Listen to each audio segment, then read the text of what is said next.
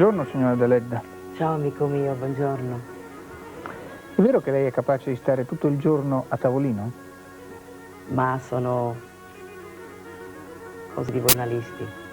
Mi avete dipinto come un'artigiana della letteratura, che se ne sta dalla mattina alla sera, chiusa nel suo laboratorio a tramare e cucire, e non sa se fuori piove o è una giornata di sole.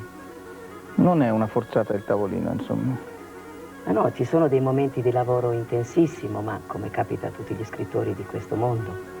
Solo che quando è una giornata splendida di sole, non resisto alla tentazione di andare al Pincio, fare una passeggiata all'aria aperta. È un po' emozionata, mi pare. Abbastanza. Le interviste la emozionano? Sì, generalmente non mi piace parlare molto di me. Senta, lei comunque produce un romanzo all'anno, foglio dopo foglio, praticamente. E se anche fosse così, e quanti romanzi ha prodotto Balzac? E da noi poi. Lei si è mai chiesto quante pagine ha scritto d'Annunzio giorno dopo giorno? Forse il mio torto è di aver incominciato troppo presto, ma questo è un'altra questione. Senta, voltiamo pagina alla lettera. Nel 1922, l'anno della marcia su Roma, una rivista di larga diffusione, una rivista femminile, la indicava fra le 10 donne più importanti d'Italia, in buona compagnia perché c'erano anche Ada Negri, Matilde Serao, Eleonora Duse. Questa popolarità, questo successo, non le ha creato dei problemi, non l'ha intimorito? Sì, all'inizio era una cosa strana, perché poi mi sono sentita così, l'attenzione generale, forse anche fatta di affetto, di stima, ma lei sa, la popolarità l'ho conosciuta presto, prestissimo, e anzi i critici hanno subito detto questa è una scrittrice che si farà strada, che sa raccontare la Sardegna come pochi. Anche Luigi Capuana, che era un grande scrittore e un grande critico. Luigi Capuana disse: la signorina Deledda farà benissimo a non uscire dalla Sardegna e a continuare a lavorare in questa preziosa miniera, vero? Per fortuna non l'ho ascoltato. No, infatti a un certo punto si sposa e va via dall'isola. Sì, nel 1900 per l'esattezza. Secolo nuovo, vita nuova. Mentre l'infanzia l'ha trascorsa a Nuoro. Sì, a Nuoro. E come se la ricorda la sua infanzia? Che cosa la mia infanzia? Ma la mia famiglia si poteva dire benestante, solo che a Nuoro le distrazioni e i divertimenti Pochi. non c'erano proprio. Ma forse l'estate, sa, l'estate era molto bella. Mi ricordo che attraverso la finestra nella mia stanza entrava questo profumo aromatico dei corbezzoli e poi la notte la Via Lattea la potevi toccare quasi con un dito. Abitavate a Nuoro? Sì, a Nuoro, in una casa a 2 piani, con un cortile e un orto. La casa era piccola per la verità, ma c'era questa cucina enorme, col focolare che sembrava un antro buio. Io molte volte mi andavo a nascondere, quando era spento naturalmente. Mi ha detto che l'estate era la stagione più bella. Perché? Che cosa faceva di particolare? Cosa facevamo? E io e i miei fratelli scoprivamo la campagna, e con la campagna la vita dei contadini, dei pastori, e mi inebriava. E poi c'era questo mondo primitivo, barbarico quasi. E allora tutto quello che vedevo, che sentivo mi affascinava. Per esempio da noi ci sono le donne con questi costumi variopinti, con gli ori, e poi ci sono le credenze, le feste nelle chiese campestri dove ci sono anche i novenari, e poi ci sono le filastrocche dei bambini, le ninananne, le canzoni. Tutta materia viva che va sotto il nome di folklore in qualche modo. Sì, ma è un folklore autentico, non quello che si dà a uso turistico. Ci sono i suoni della nostra memoria, ora allegri, ora tristi, che penetrano nel cervello. Ecco, io a distanza di tanto tempo penso che la nostra infanzia, in un certo senso, è stato il momento più felice. Amore, l'amore non si dà, che non si sicca mai. Amore non si dà, di mangiare amore, lo domine tu vai.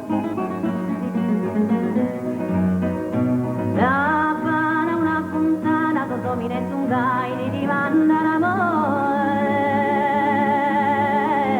amore, amore, no, non ti dà.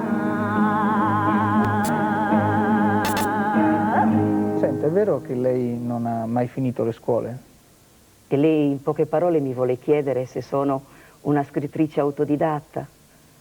Sì, è vero, mi sono formata da sola, tutta da sola, in un momento dove si guardava con sospetto la donna che voleva creare una propria libertà interiore e ragionare con la testa, con la propria testa.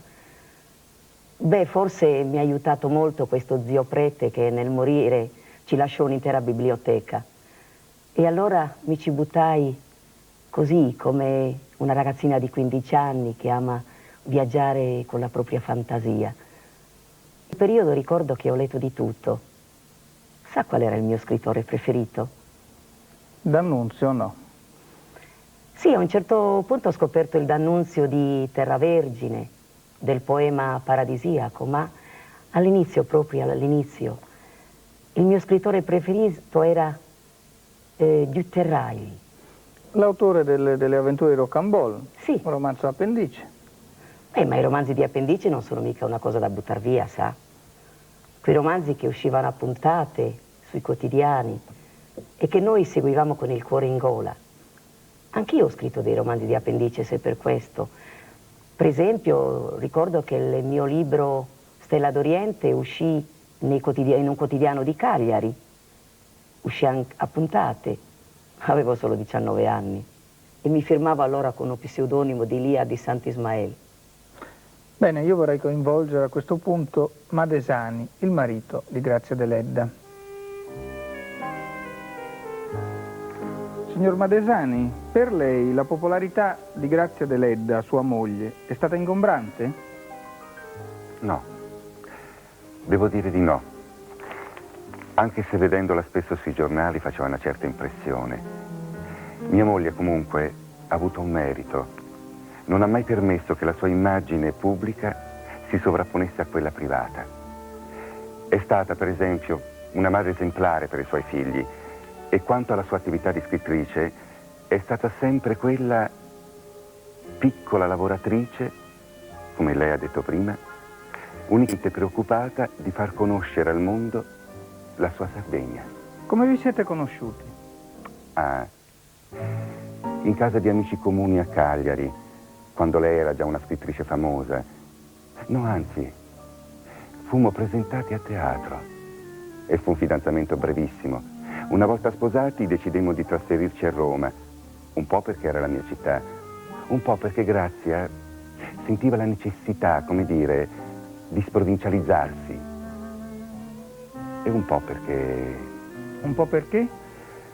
Un po' perché mia moglie voleva venir via, penso, da un certo clima familiare.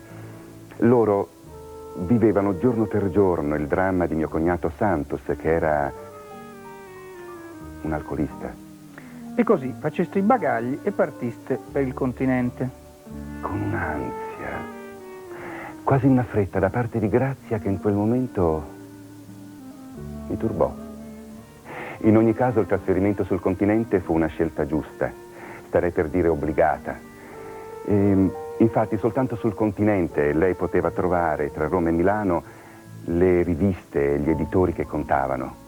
Devo dire col senno di poi che la lontananza non ha per nulla inaridito la sua ispirazione, se questo poteva essere un ostacolo. Anzi. Allora, signora Deledda, che cosa è accaduto dopo il suo trasferimento in continente? Ma io tengo a precisare una cosa su mio fratello Santos. Sì, è vero, aveva un terribile vizio, ma mai ho pensato di lasciare la casa solo perché mio fratello beveva. Anzi, l'ho aiutato moltissimo. Con lui mi sentivo molto affiatata, solo che Santos era sensibile e allora avvertiva questa impossibilità di vivere una vita normale quasi. E questo lui si sfogava nel bere, come fanno tanti altri in effetti. Io penso che non è una colpa, anche se la società molto spesso ci obbliga a espiare. Le costa, mi pare, parlare di questo, quindi torniamo a Roma e alla sua vita dopo che si era trasferita lì. Ma niente, la mia vita continuò quella di sempre, anche se all'inizio in effetti la città era un po' estranea, fino al punto mi ricordo che chiesi a mio marito una casa arredata con i mobili sardi. Frequentava i salotti letterari? Ma i salotti proprio no. I cenacoli, insomma. Sì, all'inizio frequentavo la casa di Giovanni Cena, che in quel periodo faceva vita con Sibilla Leramo, e i cenacoli di Sibilla e Giovanni erano veramente un laboratorio di idee nuove, e venivano molti scrittori come Federico Tozzi, Marino Moretti, Importante. che diventammo poi grandi amici, ma anche tanti pittori come Prini, Balla, Boccioni e Giuseppe Biasi, che anche lui era sardo come me. Anche sua sorella Nicolina si dilettava di pittura, vero?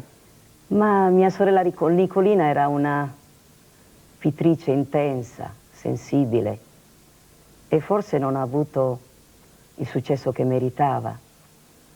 La pittura mi ha sempre incantata, e come se parlasse la mia stessa lingua, che è fatta molte volte di coloriture violente, di giustaposizioni, di linee marcate. Ma certo, questo con la pittura è un accostamento un po' insolito. E certo è una forzatura, ma la pittura, o perlomeno un certo tipo di pittura, ha quella capacità che molte volte la letteratura non chiede.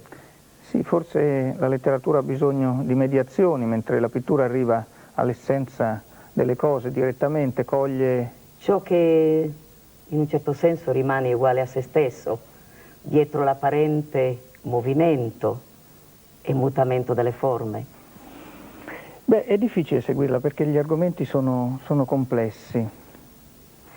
Ma vede, io nei miei romanzi ho cercato di rappresentare una certa Sardegna, non solo nell'evidenza dei colori, ma dando questo senso... I miti, forse. Sì, appunto questo grande senso di arcaica religiosità.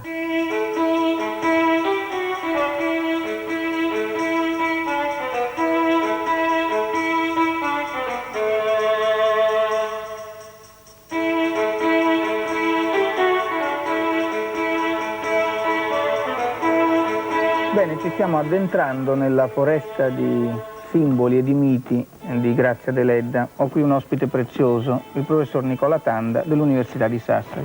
Senta professore, mi pare che ci sia una specie di enigma critico che riguarda la Deledda.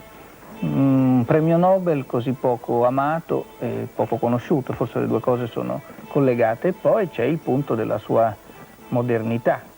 Cominciamo dal primo aspetto. Poco amata, poco conosciuta? Ma non direi poco amata o poco conosciuta. Certo c'è una resistenza del pubblico italiano, perché l'energia centripeta che la società italiana ha dovuto impiegare per raggiungere l'unità e costruire una storia della letteratura nazionale ha portato a trascurare questi aspetti, ha piallato via i margini. Ha piallato via i margini, e tutte quelle zone, diremo quelle regioni storiche, quelle grandi culture che sono marginali rispetto all'asse dell'Appenninico che è al centro in Firenze, vengono accolte sempre con diffidenza. Ecco, vogliamo fare un esempio?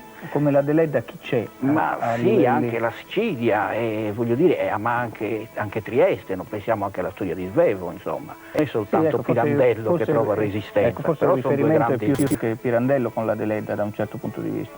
Svevo, ma anche Pirandello, perché anche Pirandello era eccentrico e ha tardato a imporsi in sostanza. Senta, la modernità di Grazia Ma la modernità deriva da questo.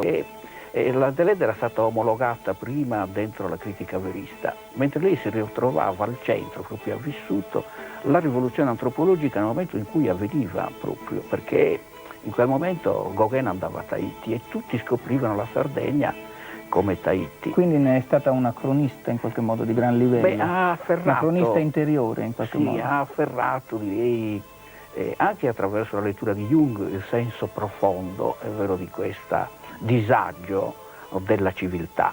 E direi che questo è l'aspetto della sua modernità. Quindi e è lei stata l'ha una sviluppato, testimone di questo. è stata una testimone, ha sviluppato questo aspetto junghiano proprio in questo aspetto collettivo, collegandosi attraverso la storia delle religioni con questi aspetti arcaici della religione primitiva sarda che veniva studiata proprio in quegli anni. Ricchissima di spunti da, Certo, da riprendere e da approfondire. Sì, certamente, perché ha attraversato, direi, la sensuosità d'annunziana, purificandola e rendendo questa prosa che Lorenz apprezzava moltissimo per questa energia che riusciva a produrre. Sì, per un Lorenz che l'apprezza, appunto c'è un paese come il nostro che la conosce forse certo, troppo poco. Io la ringrazio, professor Tanda, e torno alla mia scrittrice. Senta, signora Deledda, qui dalla scheda che mi hanno preparato i miei aiutanti leggo che lei ha collaborato con un numero impressionante di giornali. Dunque, a parte le riviste dell'isola come Vita Sarda, Donna Sarda, Sardegna Artistica, abbiamo Natura ed Arte, Vita Nuova, La Donna di Casa, Nuova Antologia, l'illustrazione italiana, molto famosa, Tribuna Illustrata, Fanfulla della Domenica, praticamente tutta la stampa periodica italiana, per non parlare dei quotidiani. Come mai era così frenetica? C'erano ragioni economiche oppure era una forma di vanità intellettuale? Ma io non ho mai avuto vanità intellettuali, ne ho mai rincorso il denaro per il denaro. D'altra parte le riviste ti chiedono molto spesso di collaborare a titolo puramente gratuito, anche se sei uno scrittore affermato. Sì, ma uno può anche rifiutarsi, non è detto. Ma in un certo senso le riviste mi hanno sempre interessato perché ti danno la possibilità di allargare il pubblico dei lettori e soprattutto anche di quei lettori che non hanno molte volte il coraggio di andare in libreria ma che amano leggere e aggiornarsi. Io ho sempre pensato che la letteratura non deve essere un bene per pochi. E infatti lei ha anche scritto un libro per le scuole, no? Sì, ma non se lo ricorda nessuno. Sì, infatti era un libro per la terza elementare che uscì nel 1930 con le edizioni della Libreria dello Stato. Torniamo alla sua formazione giovanile. Lei ha faticato molto ad imporsi in una società così arcaica come quella sarda per tanti versi. Beh, in un certo senso io sono stata fortunata, ma mi ha aiutato molto anche questa mia forza di volontà, perché lei sa, per una donna organizzare il proprio destino in una società marginale com'era e come in parte ancora oggi la Sardegna erano molto ma molto remote. Questo è un tema che le è particolarmente caro, mi sembra, ricorre spesso nei suoi romanzi. Sì, in effetti è così. Per esempio le protagoniste dei miei romanzi, da Lara di Fior di Sardegna, che è stato uno dei miei primissimi romanzi, a Marianna Sirca, protagonista del romanzo omonimo che pubblicai nel 1915, e a Olì, la tragica protagonista di Cenere. Ebbene, sia Lara che Olì Marianna cercano di combattere contro questo, disperatamente anche, contro questo ambiente familiare, tribale, avverso in un certo senso, ma non ce la fanno. Non ce la fanno fino al punto che sono costrette a espiare colpe che non hanno commesso. Vede, io ho cercato, in un certo senso, di dare questo dramma dello sradicamento, ma purtroppo i critici, bontà loro, lo hanno scambiato per il folclorismo. Lei prima accennava al romanzo Cenere. Da questo romanzo nel 1916 venne tratto un film di Fabio Mari. L'argomento è il dramma di una ragazza madre, no? Ah già, il film di Cenere, va, non me lo ricordavo.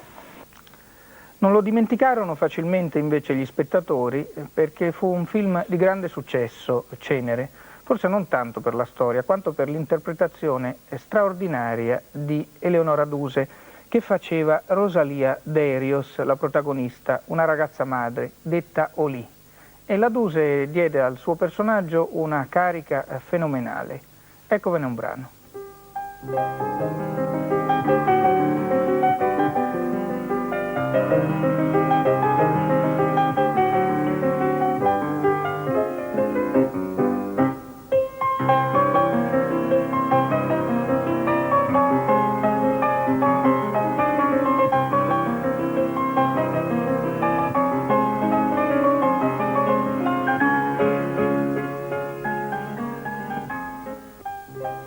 Signora Duse, che cosa ricorda di Cenere?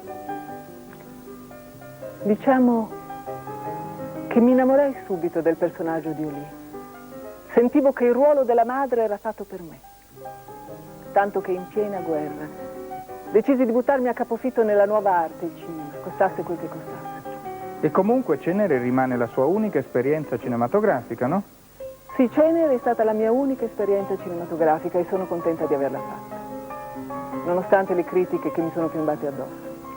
E lei era intrigata dalla novità del cinema? Io non mi sono mai tirata indietro di fronte al nuovo. Il nuovo mi ha sempre eccitata, rinnovava le mie energie. E poi il teatro mi aveva dato sì moltissimi giochi, ma anche moltissime delusioni. Ah, ho scritto io stessa la sceneggiatura di Cenere, che credi? È una cosa che ben pochi sanno, immagino. Sì, penso di sì. Purtroppo, durante la lavorazione andammo incontro a tutta una serie di inconvenienti. Dovevamo girare in Sardegna, invece girammo in Piemonte. E sa perché? Per un problema di costi? No, non tanto per i costi, ma perché c'era la guerra. E andare in Sardegna era pericoloso, dal momento che nel Mediterraneo erano in agguato i sottomarini tedeschi. Divertente, vero? Che cosa disse Grazia Deledda della sua recitazione? Niente. Niente di niente. E il modo ancor m'offende, come dice il poeta. Avrei preferito una critica, anche severa, ma il silenzio proprio no. La Deledda restò muta, proprio come il cinema d'allora. Io invece sono convinta che in quella pellicola ho dato il meglio di me stessa, come attrice e come donna. Grazie, signora Duse. Allora, signora Deledda, come mai questo silenzio? Non intendo quello di adesso, dico quando è uscito il film. Commenti suoi se ne sono letti pochi. Ma in un certo senso stimavo molto Eleonora Duse per muovere delle critiche che in un certo senso avrei avuto voglia di fare, ma ho pensato che il silenzio fosse la soluzione migliore. Mi pare di capire che il film non le piacque. Cenere è un film che non ho amato, ma forse dipende da questa mia diffidenza nei confronti del cinema. E poi è sempre strano vedere dar corpo ai personaggi della propria fantasia. Lo scrittore rischia quasi sempre di non riconoscersi. Cambiamo argomento. Nel 1926 lei vince il premio Nobel, che è il massimo riconoscimento letterario. Come fece a vincere una concorrenza così agguerrita? Ma si vede che a Stoccolma qualcuno mi ama. Io credo che i severi giudici dell'Accademia svedese abbiano compreso proprio questo, che la mia opera andava in direzione di quel recupero del mondo primitivo, sorgivo, mitico, che il mondo moderno tende a livellare, distruggere in nome di un astratto principio di progresso. Malgrado la vincita del premio Nobel e le ragioni per cui le è stato assegnato, la critica non è mai stata troppo benevola nei suoi confronti. Ma diciamo che la mia opera è stata fraintesa, a incominciare da Croce, che nel suo volume sulla letteratura italiana ha cercato di regionalizzare la mia opera. Quasi di rinchiuderla in un ghetto. E infatti, come si dice oggi, rinchiuderla proprio in un ghetto. Senta, il libro di Croce è molto antecedente però alla sua vittoria del Nobel a Stoccolma. Rimane comunque un giudizio critico che molti si sono sforzati di riprendere. Ma io credo che per essere universali bisogna parlare del proprio villaggio. Ecco, io ho avuto la pretesa di arrivare al cuore di tutti, in Italia e fuori dall'Italia, parlando appunto del mio villaggio, la Sardegna. Senta, se dovesse racchiudere in una definizione il senso della sua opera, cosa mi direbbe? Lei mi chiede ancora un'altra definizione? Ma io penso di essere stata sincera. Non so fino a che punto ci sono riuscita. Comunque attraverso la scrittura io ho cercato di dare senso e spessore alla mia esistenza di sarda. Ci tiene parecchio la sua insularità, Ma noi sardi siamo molto antichi e la società nuragica, in un certo senso, è la prima a plasmare l'uomo mediterraneo. Ecco, il mio primo figlio l'ho chiamato Sardus, ma mi creda, non è per niente una stravaganza. Io vengo da lontano e questa lontananza forse è alla base della mia opera. Nel 1937 esce postuma l'autobiografia di Grazia Deledda. Il libro si chiama Cosima e Cosima non è altri che lei stessa, Grazia Deledda. C'è un passo infatti che racchiude in qualche modo il senso della sua esistenza. Prova ad andare a memoria. Spesso si domandava se era religiosa o superstiziosa o visionaria ed animo debole, ma sentiva in fondo che la sua rettitudine era una cosa superiore a tutte le forze sovrapposte dall'educazione e dalla crudeltà della vita. Si nasce con questo dono di Dio, come gli uccelli nascono con la loro potenza di volo, e se ne rallegrava, pur senza leggere gli Evangeli e laudi al Signore. Ecco svelato il mistero di Cosima, come della Deledda. È in questa rettitudine naturale, antica, ancestrale, ma sì, ancestrale. Arrivederci alla prossima occasione.